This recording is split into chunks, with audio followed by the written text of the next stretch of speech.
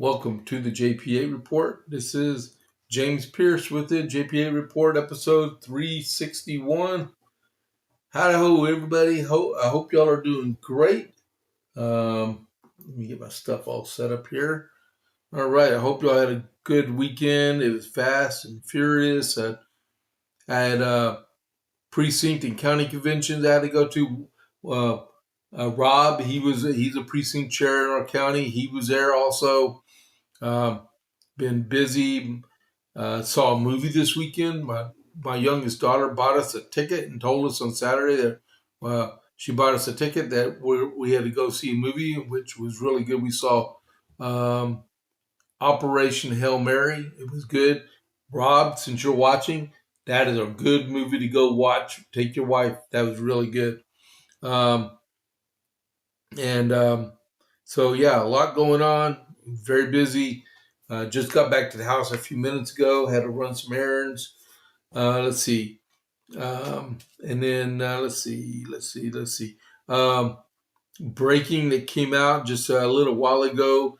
The Senate and their pro forma, which is like an official off cycle, unofficial type of session, so they don't completely adjourn out, so the president can make any appointment he wants. So they usually keep like a Democrat and a Republican on site to be able to, like if they need to do a unanimous consent thing. Well, they tried because the House of Representatives redid the Department of Homeland Security funding bill on Friday, sent it over to the Senate, and Chris Coons objected to it. So and went back on vacation.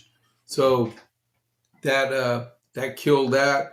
I guess these Democrats have no clue who works for a living, and that these people, not only TSA agents, but Coast Guard, which is part of the Homeland Security, and in wartime, part of the Department of War, they are they're military members practically, and they've been without a check for a month and a half now. You try doing a month and a half without pay to the United States Army, you're going to have serious issues. Now, you got good afternoon, Covite for life. Hope you have a good day. I hope you had a good doctor's appointment earlier. Another friend of mine. But you got Secret Service. You have probably you got TSA, FEMA. You have Coast Guard. You have all these people who've gone a month and a half without pay, and then the Senate takes 14-day vacation. I like what TMZ did. TMZ's put the word out. Anyone that sees any of the 535 members of Congress, you might as well say the 538 because there's technically 538, right? Because you got the delegates from Puerto Rico and D.C. and the Virgin Islands. I think D.C., Virgin Islands, Puerto Rico. I think those are the three. I don't think Guam has a delegate. So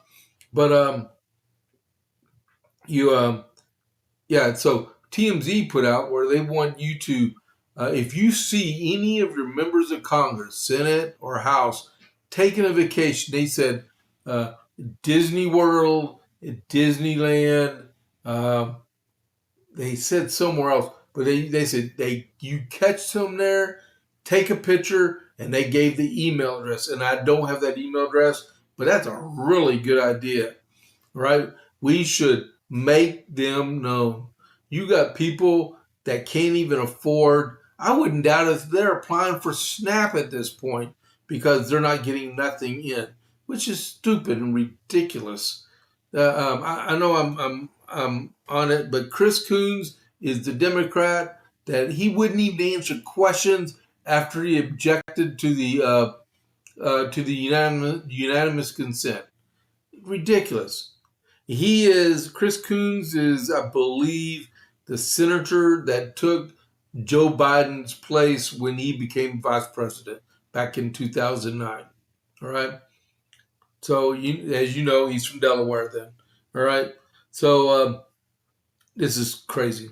It's crazy. And then on Graham Allen's show this morning, he took phone calls about 20 or 25 minutes before it went to Dan Bongino, and his was if you agree or disagree with the Iran war, uh, say yes or no, and if you support Trump. And this was we heard like all but one that was actually um, that was actually for everyone was for the war as long as we don't nation build, pretty much. All right, that's how it went, except for like one person, and uh, he was like independent, yay, nay, no vote, that kind of guy. Okay, but there's this one lady from Massachusetts, and she said, I fully support my president. President Trump is the president. I support anything he's doing, and pray for my son because he's in the Army and he's in the 82nd Airborne, wearing that patch right there. And he's downrange somewhere where the probably where the First Brigade is, somewhere, right? And then I heard that they may be mobilizing a second brigade from the 82nd to send down there. We'll find out. Maybe it's all for show. The ratchet, the pressure on the Iranians, right? So as we are getting started, we're already like 6 minutes in. We got people on board. That's great. Thank y'all, everyone. So as we get started, click that follow button if you're not already a follower of the JP8 report. I would greatly appreciate it. And to show your support for good old James here, click that like button also. That would be great. Okay. And then I got two buddies in there. I consider them my hall monitors. Richard and Rob. They're in there for the duration as long as they don't have somewhere to go. Chat with us. You can chat with them. You can chat with me, and I'll if I see it, I'll actually talk to you through the camera. All right, but it's important. I need to get some chatters before tomorrow. I need 10 more chatters. American flags, Texas flags, dancing bananas, hellos. Um, I support Trump, MAGA. Do put something in the chat. Take care of all of us. All right. Um, I like keeping the creator status. And then after the podcast today, I have an interview with Killeen City Council candidate David Bass at 2 p.m. That'll be live. And then I'm going to do another live at 4 p.m. Central with Justin Smith. And he's running for County Commissioner Precinct 4 in Coryell County in the GOP runoff. And then tomorrow at 3, I have Rob Irwin. He's in the runoff for county judge here in Coryell County. All right. So it gives you an idea what's going on. First, America 250. All right. So America 250 is a letter from John Adams to Cotton Tufts. And it was written today. Said, my dear sir, we are impatiently waiting for intelligence of further particulars from Boston. We have only heard how General Howe and his army have left it, and that General Washington, with part of his, has taken possession of it. How shall I express my joy to you at this great event, as we are in possession of Dorchester Heights, Charleston Heights, Noodles Island? I think there can be no danger of their returning to Boston very soon. I hope the instant that they leave the harbor, because there's some ships still in the harbor, that our colony will begin to fortify it as much as a manner, and that no hostile fleet shall ever enter to it again. I hope we shall fortify upon the heights of Point Allerton, upon Lovell's Island, George's Island, Governor's Island, Castle Island, Dorchester Heights, and Noodles Island. I had liked to have forgotten Long Island and the Moon and the Squantrum, for there should be no fortification upon each of these.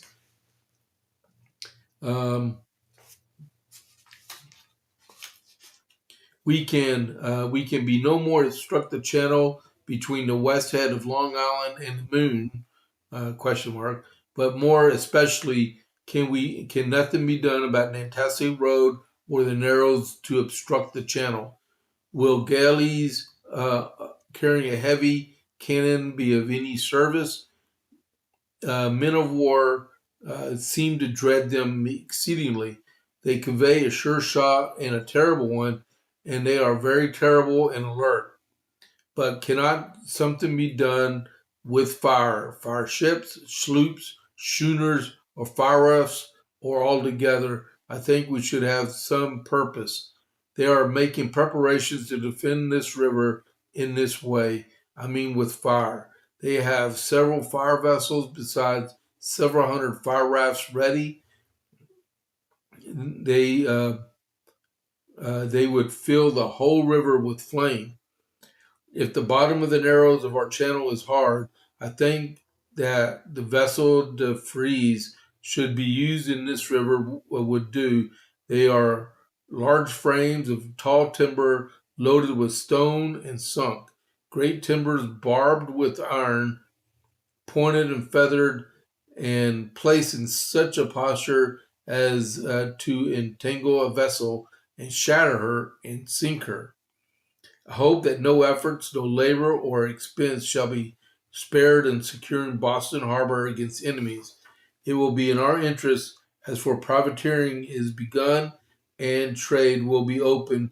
Nothing will draw into our country so many prizes, as much trade and wealth as impregnable harbor. It will become as principal rendezvous, in my opinion, as privateers and American men of war, as well as principal mark.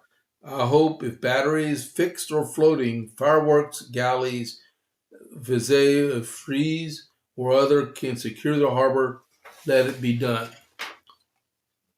We are taking every precaution to secure New York, Virginia, Carolina, and Canada by the blessings of heaven. I have great hopes that we shall do it with success. My duty to Mrs. Tufts and love to Mr. Cotton, I believe to be your sincere friend, John Adams. All right. So, another letter about Boston, because we know John Adams is from Boston, right?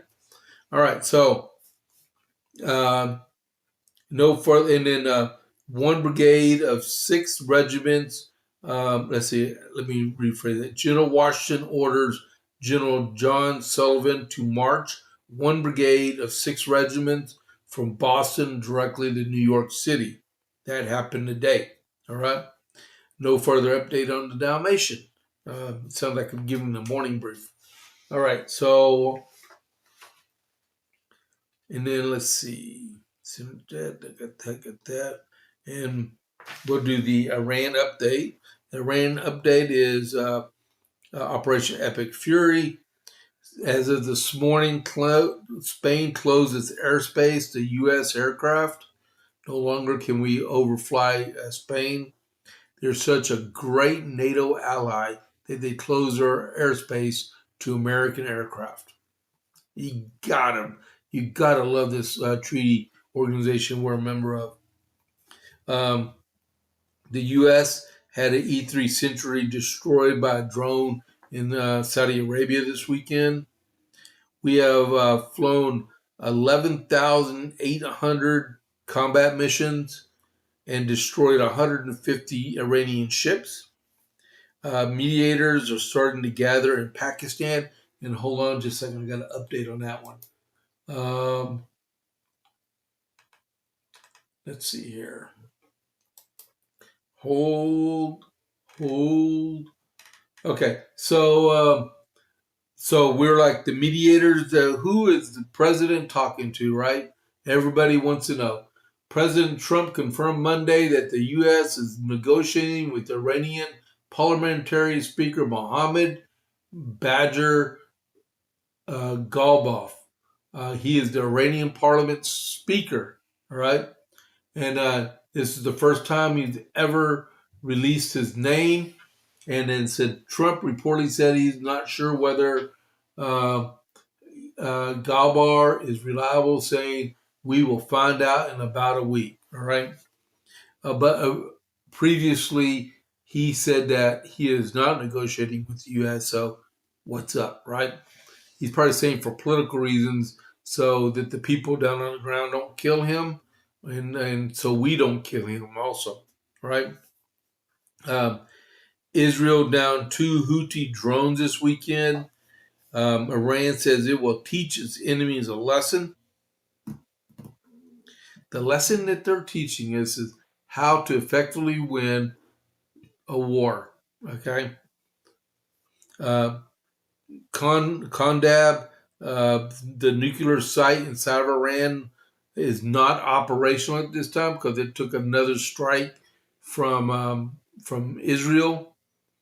Per the Wall Street Journal, Donald Trump is open to seizing 1,000 pounds of or 1 ton of uranium from Iran. The U.S. is urging its citizens to leave Iraq now, and the IDF is expanding its buffer into southern Lebanon. All right. So that's the Iran update. What are we looking like on here? Let me get back over here. All righty. Cool. All right. So next. So I'm going to dedicate this to my buddy here in Copper's Cove.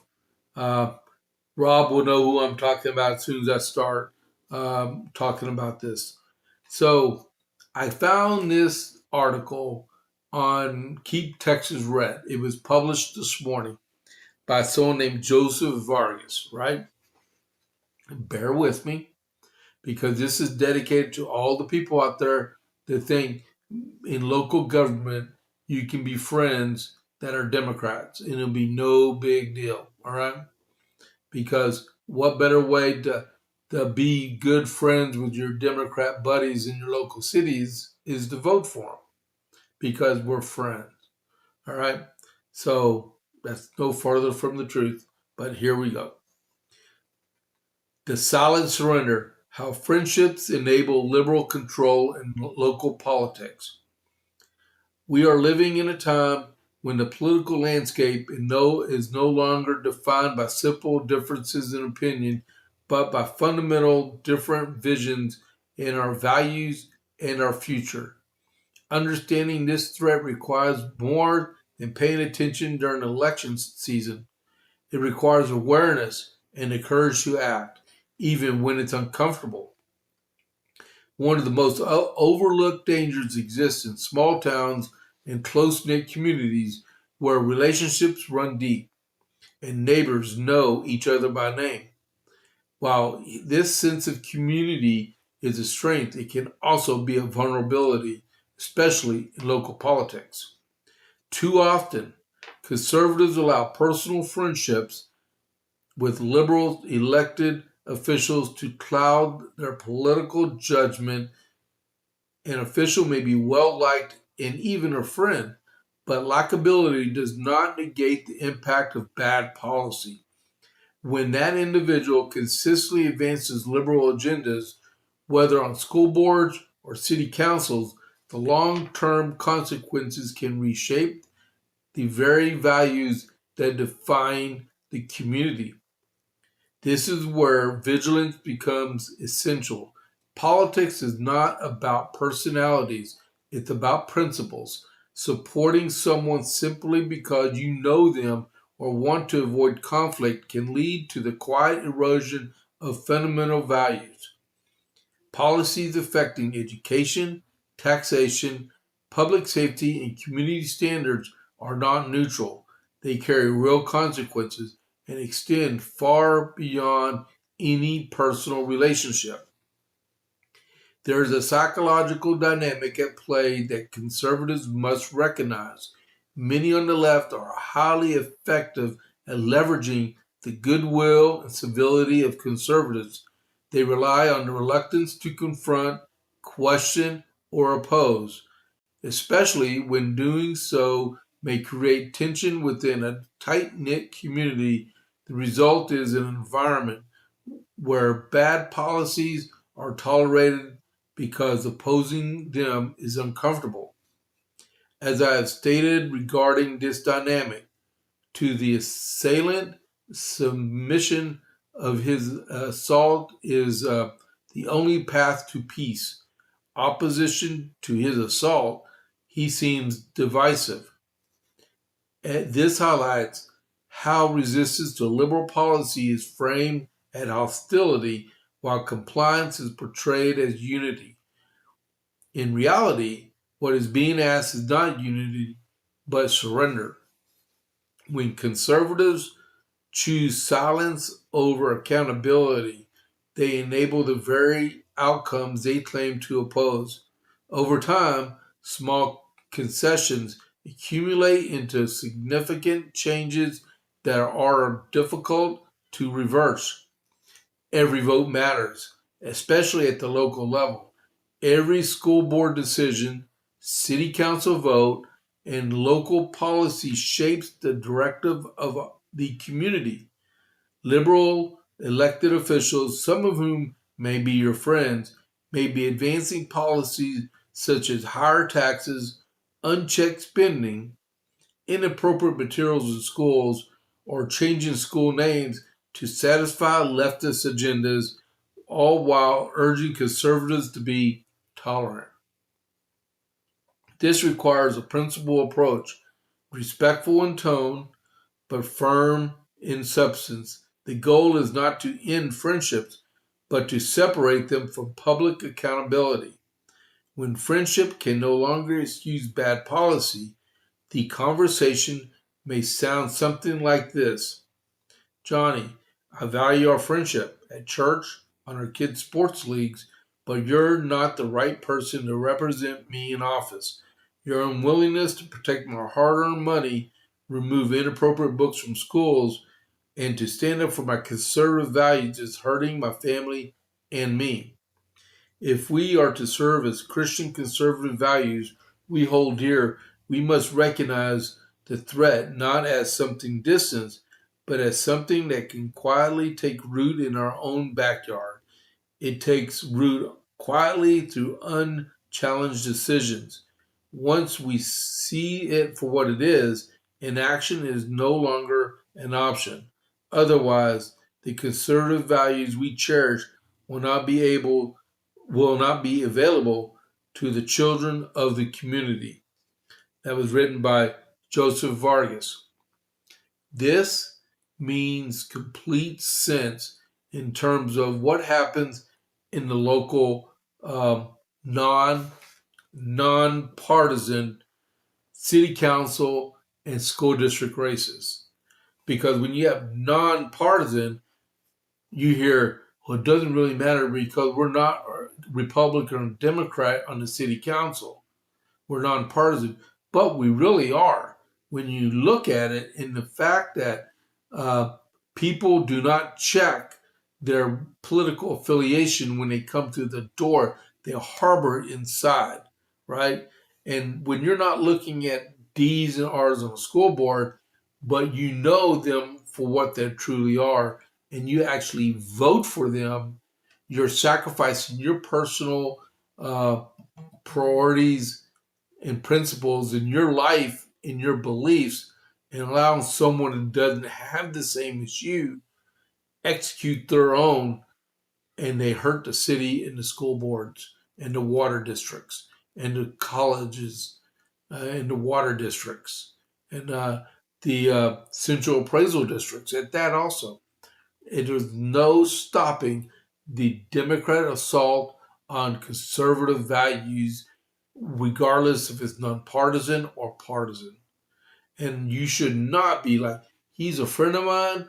I understand he's a Democrat, but he's a friend of mine, and I'm going to vote for him because I can't sacrifice that friendship. You know, like I sometimes say, I don't vote. I'm not voting for a pastor. I'm voting for a leader, right? And that's the way I look at it too. Dan Bongino says uh, most Republicans are Democrats, but no Democrats are Republicans. Okay?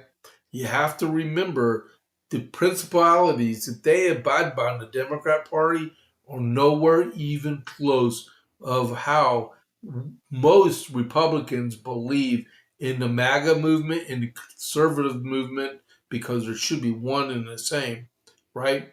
We should stand our ground and make sure we nominate or we get to file the best Republicans we can, right? And always remember also, uh, the worst Republican is better than the best Democrat. I mean, you may say it don't make sense, James. They have their set of criteria they believe in, and they're going to push that onto us, and we need to do our best to prevent that from happening. Okay? So I hope I actually recited this where most people can read it. I'm going to break this down in like four uh, four shorts and like label it part one, part two, part three, part four, and put it out on Rumble also because this is really good. All right.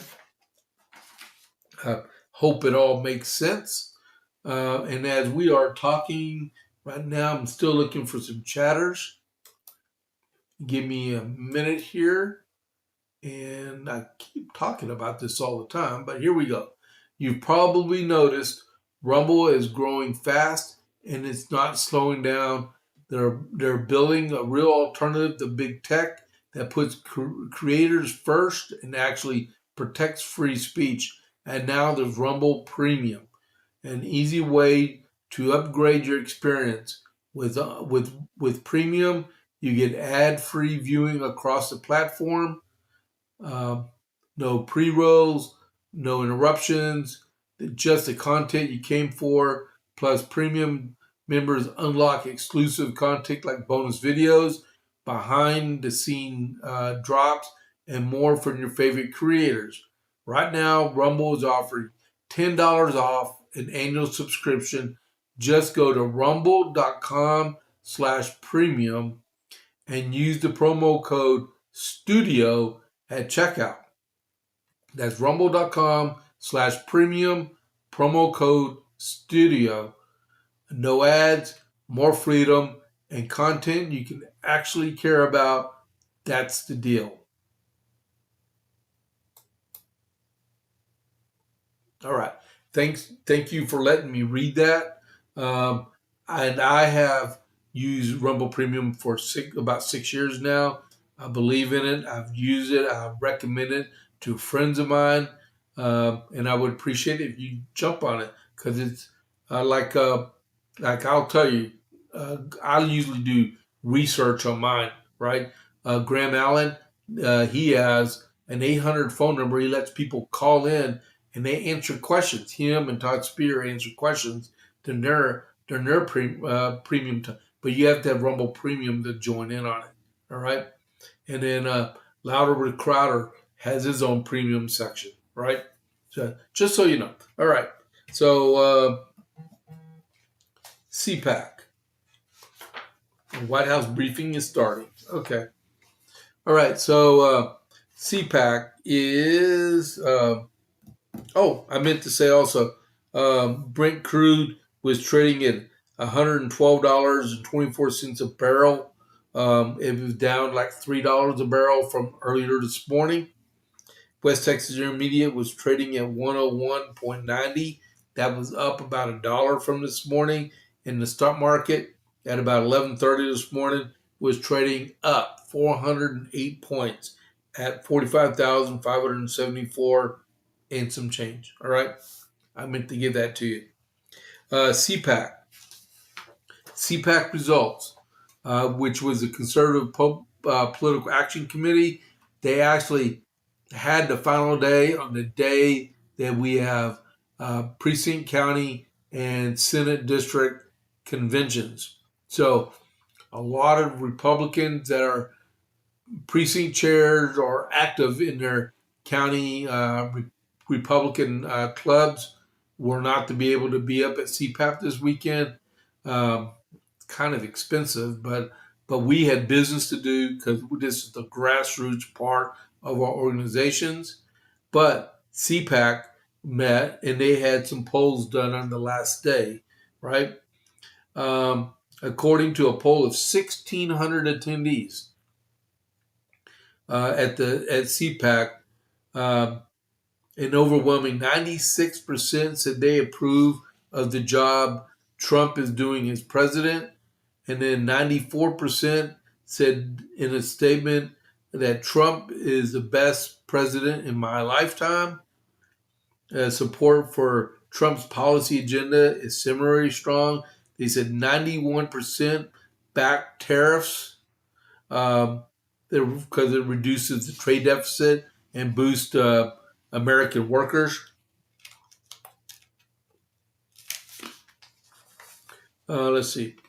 89% support military action in Iran to remove the Ayatollah Ali Khamenei and halt the country's nuclear program, while 92% approved the arrest of Venezuelan leader Nicolas Maduro.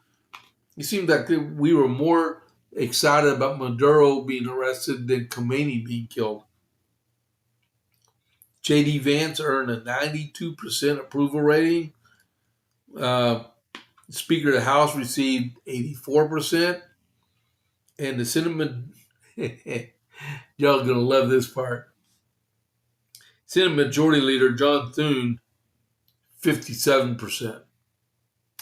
Wow. Would you expect any more, right? Let's see. What else do we got here for CPAC? Man, I would love to be able to go to CPAC at least once. That would be awesome. Within Trump's cabinet, the Sec State, Marco Rubio, ranked the most popular with 42% naming him as their favorite.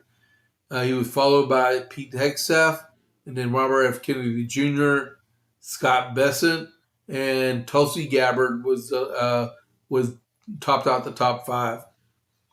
The poll also offered a glimpse in the GOP's future. In a hypothetical 2028 Republican primary, Vance leads with 53% of support and Marco Rubio at 35%, which is pretty good. With all other contenders in single digits. The next one was Ron DeSantis with 2%. On the Democrat side, Gavin Newsom and Zoran Madami were the most articulate figures on the political left. All right. And then among the surveys, 86% were from the South and with an average age of 49. Okay. So, wow. And to go with that, CPAC endorsed Ken Paxton for senator from the state of Texas, right? And then to go along with that, let me put this over here so I don't forget. Hold on just a second. Let me get a drink.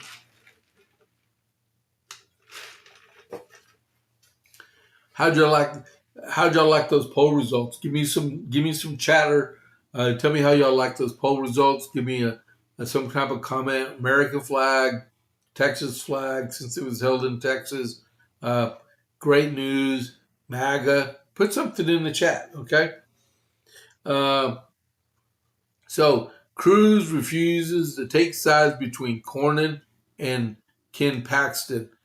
Senator Ted Cruz is staying neutral in the combustible GOP Senate nomination showdown in Texas between longtime Senator John Cornyn and State Attorney General Ken Paxton.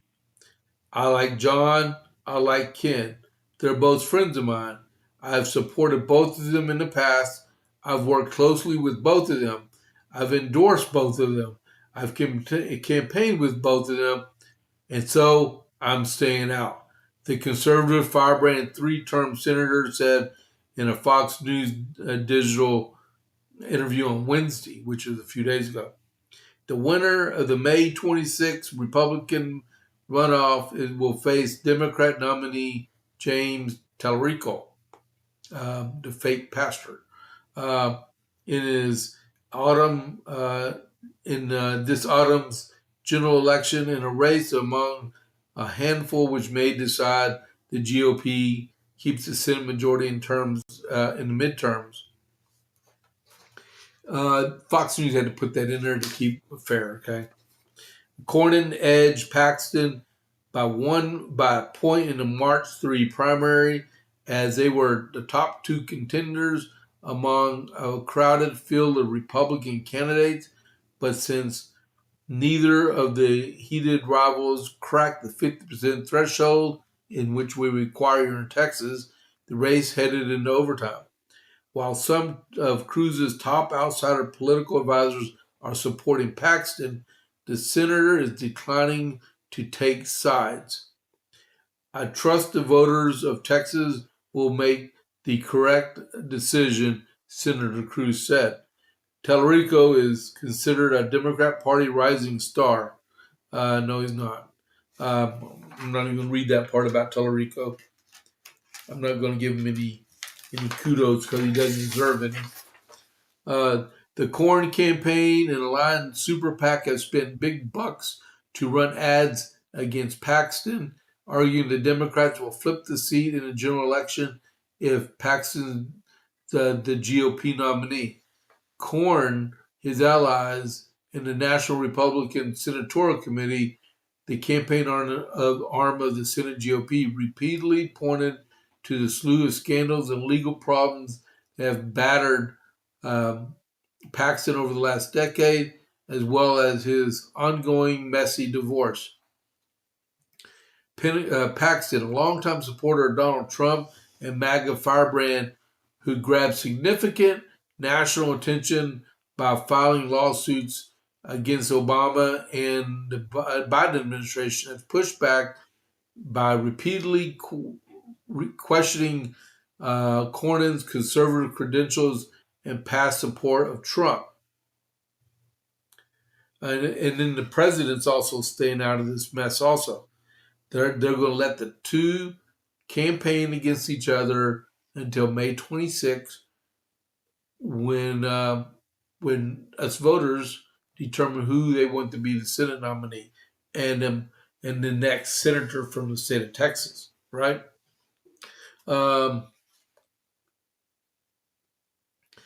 can tell you that I heard that John Cornyn and his campaign and PAC spent about $70 million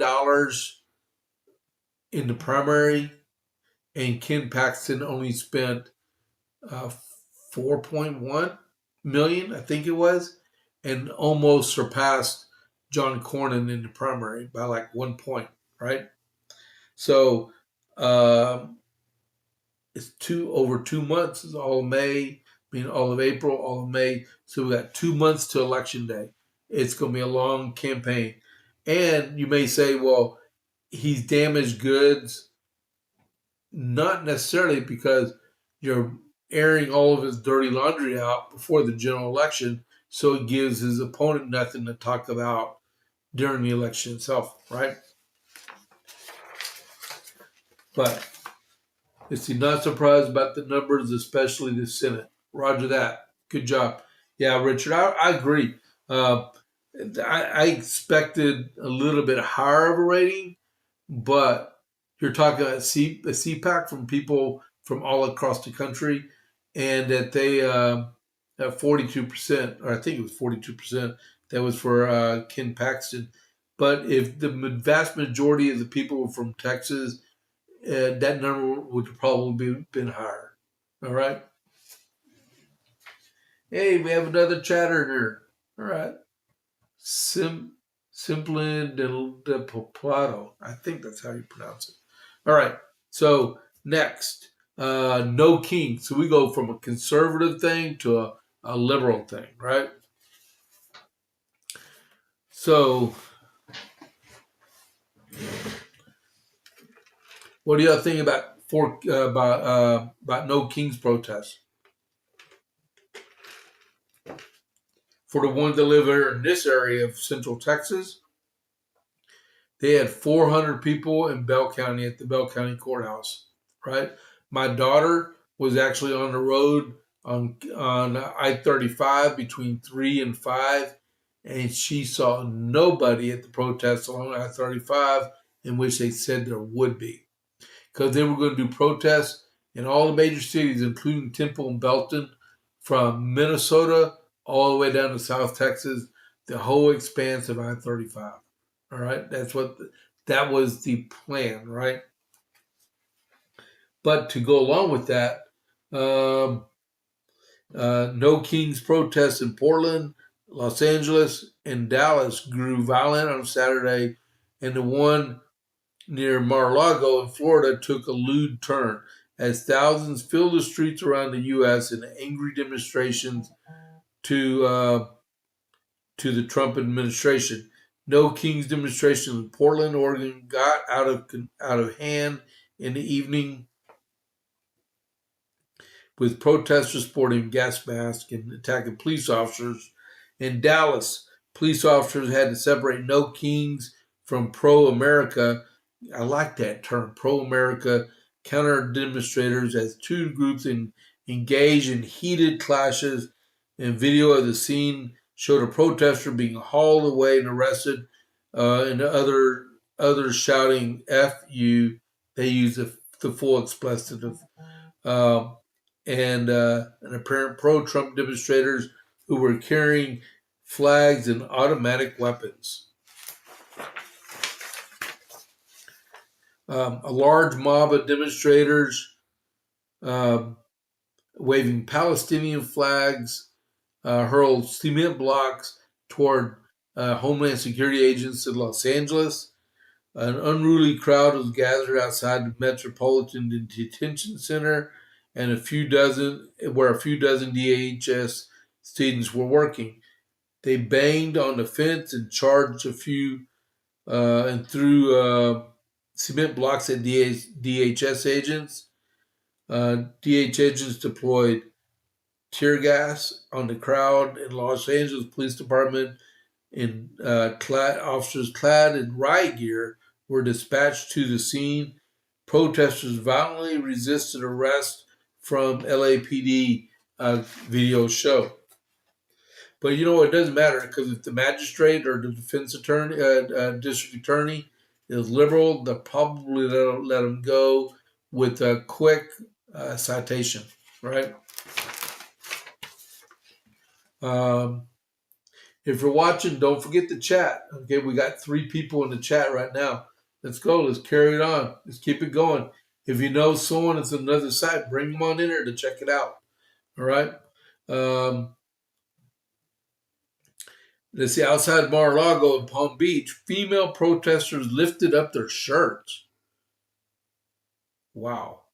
Saturday, as counter demonstrators peppered them with insults, including expletive and another expletive, outside Trump National Golf Course in Rancho Palos Verdes, California. 2 men nearly came to blows at a No Kings rally. A counter protester in a shirt that read "Deport liberal white women" got into a screaming match with a liberal demonstrator as the 2 men stood less than an inch apart. As the 2 men stared down at each other and tried to provoke each other into a physical alteration, passerby screamed, "Racists go home," at the counter protester. Which one was the counter protester, right? And what's racist about telling white liberal women to leave, right? They say the same thing about conservative white men. The counter protester began exiting the confrontation while bellowing, "This guy is fighting for illegal aliens," in a megaphone after about 20 seconds of shouting. Tens of thousands of people marching No Kings protests in New York City Saturday to protest the Iran war and the Trump administration immigration policies. And then Letitia James and Robert De Niro and Jane Fonda were all involved in them also. All has-beens. So you have millions of people. They said upwards of 5 to 8 million people were involved in the No Kings protest. And a lot of them had signs, the same signs across the country. And like, for independent protests, how in the world they afford to emulate all these signs across the country? Well, I'm glad you asked. All right. So,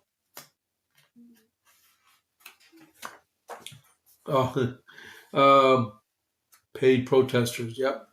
So, a network of about 500 groups with an estimated $3 billion in combined annual revenues is behind the coordinated nationwide No Kings protest Saturday, including communist groups who are using the day to call for revolution. That sounds like incitement to me, according to Fox News. According to a copy of the permit for the flagship march in St. Paul, Minnesota, Indivisible, as well as a well-heeled Democratic political advocacy group funded by billionaire George Soros, is the lead coordinator for the protests. But Fox News also identified key participation by a network of radical socialist and communist organizations funded by Neville Roy Singham, American tycoon and avowed communist living in China. Okay? I read about him for almost 5 straight days last week through a Fox News investigation. That guy is on fire when it comes to supporting the communist and socialist causes. He lives in Shanghai, China. He's an American citizen. He's an American citizen living overseas. So this would be my suggestion to the Trump administration. He's advocating for a revolution in our country. Why can't the State Department revoke his passport?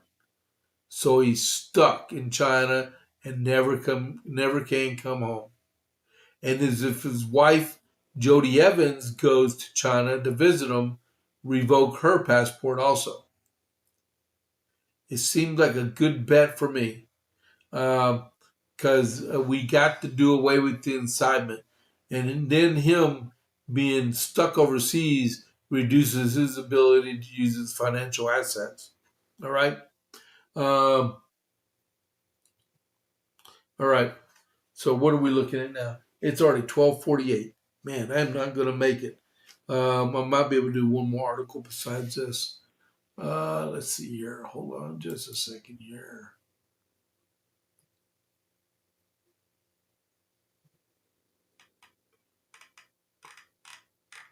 Nope, not yet. All right. Over nearly a decade, Singham has financed a constellation of activist institutions that promote revolutionary socialist politics and frequently collaborative in protest campaigns, including People's Forum, the Party for Socialism and Liberation, Answer, and Code Pink, who Jody Evans is married to him, Mr. Singham. These groups closely work with the Freedom Road Socialist Organization.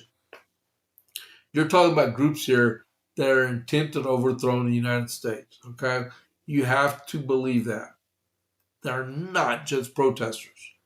They were all sending members to the protest, and one group said they planned to bring a message of revolution to the protest.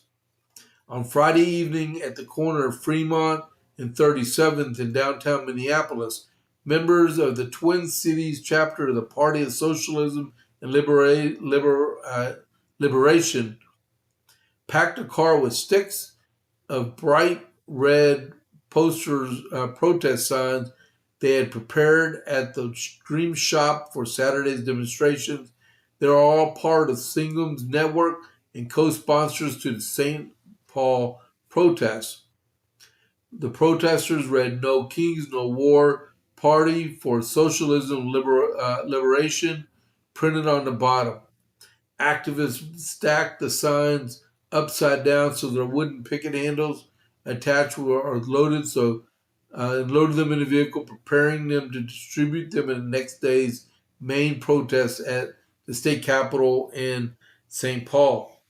Across the country, similar preparations have been underway among socialist, communist, and Marxist activist groups, from the Singham network that openly discussed the demonstrations to spread what they describe as revolutionary organizing. This is ridiculous. I'm not even going to be able to read all this. I'm telling you, we have people. Here, let me show you a picture, okay? Can I need to put this on there? Look at that. He's carrying a stack of signs. You can see about a stack of about 10 signs to distribute. That guy is in New York City. And then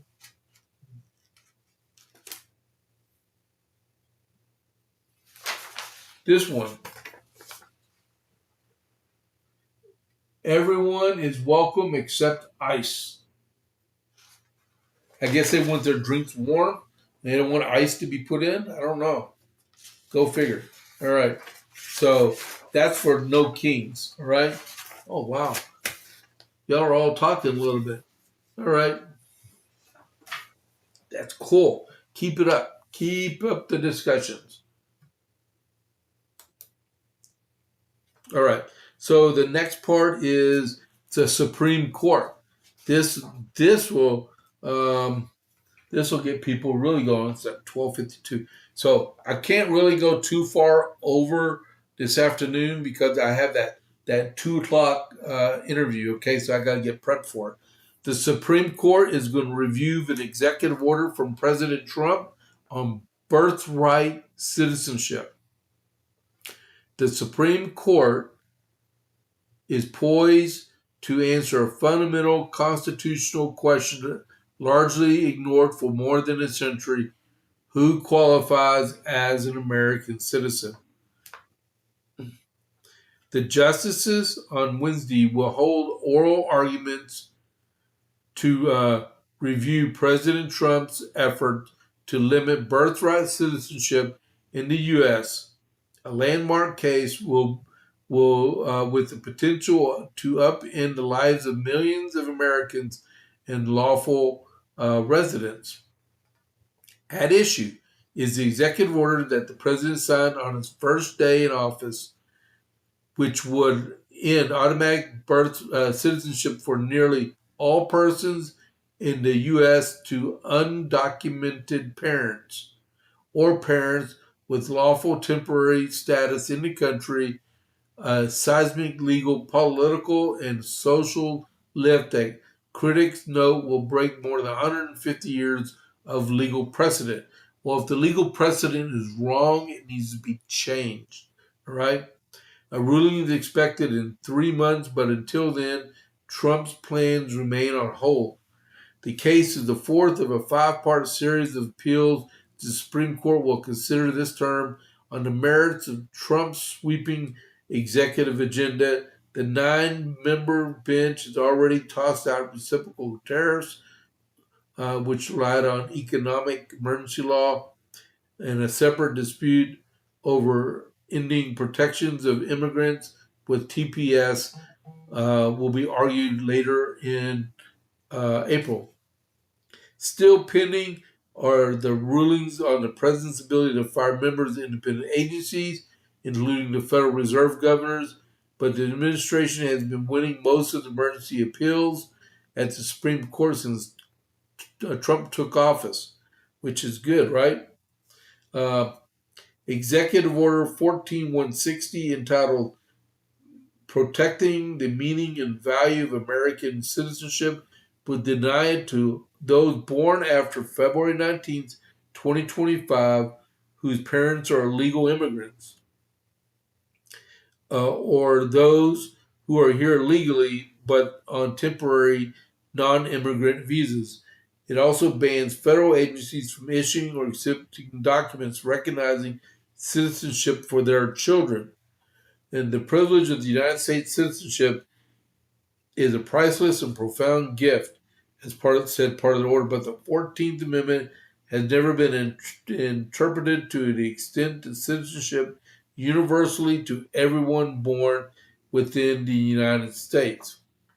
So that says a lot in itself.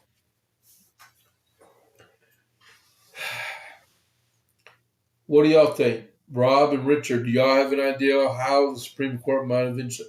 I think we will win on a 5-4 majority. And I think the one conservative that might depart would be John Roberts. That's the only one I could think of. All right. AOC is in the middle of a ethics complaint in Congress right now for you spending $19,000 of her campaign account for a psychiatric drug professor, as you were, doctor, and he specialized in ketamine prescriptions, right? But part of the campaign finance law, you can't spend money like that on personal expenses, right? And then with about Miss McCorrmick in Florida, Hakeem Jeffries is still siding with her. So, like I said this morning, because I gave a full briefing on that one, the reason why Hakeem Jeffries is siding with McCormick is that he can't afford, just like the Republicans can't afford to lose votes in the House of Representatives. Neither can the Democrats either. All right. Let's see if I can read another ad read for y'all before I sign off in just a minute. I don't see it being able to. All right. Anything else? I'm gonna probably definitely the one I want to really talk about is this one I got from Just the News. Georgia Senate passes revamped legislation requiring hand-marked ballots. And I'm going to go more over on this tomorrow, but I'm going to actually read part of this right now. I think we will win because this abuse loops. Yeah, yep, true. That's a coin toss. You're funny, Rob. Okay, so in Georgia, after 3 weeks after the Georgia Senate failed to pass a bill requiring hand-marked ballots for the November elections, a revamped House bill with the same requirement was approved.